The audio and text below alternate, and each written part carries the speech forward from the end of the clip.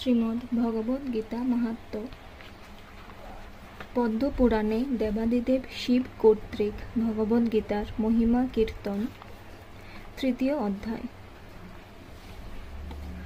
ভগবান বিষ্ণু বললেন, প্রিয় লক্ষ্মী, জনস্থান শহরে জড় নামে কৌশিক বংশজাত এক ব্রাহ্মণ বাস করত।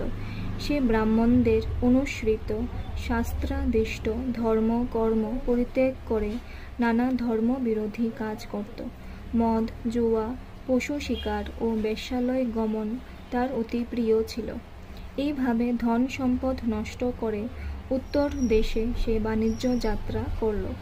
সেখানে তার ভালো ধনাগম হওয়ায় জনস্থানে ফেরার মনস্থ করল।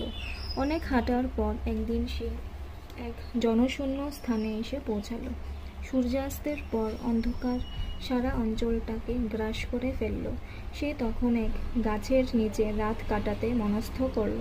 যখন সে বিশ্রাম করছিল সেই সময়ে কয়েকজন দস্যু এসে তাকে প্রহার করে মেরে ফেলে তার অর্থকড়ি নিয়ে চলে গেল। ধর্ম কর্ম ত্যাগ করে অধর্মের আশ্রয়ে এক পাপী জীবন যাপন করছিল বলেই তার এমনইভাবে মৃত্যু হলো। মরার পর সে ভূত হলো।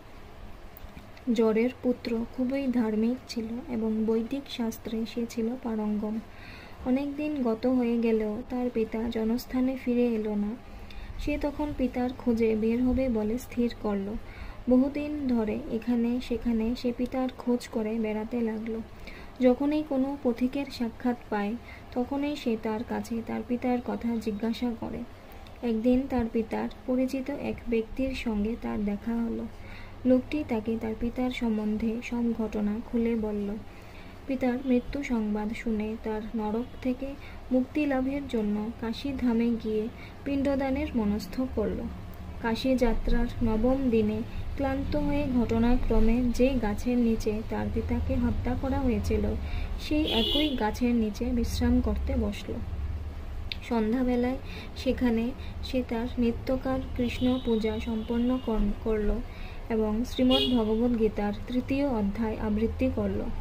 তার আবৃত্তি শেষ হওয়া মাত্রই আকাশ মার্গ থেকে এক উচ্চ নাদ ভেসে এলো।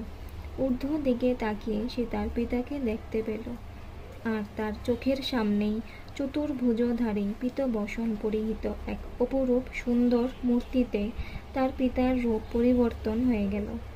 তার মেঘবর্ণ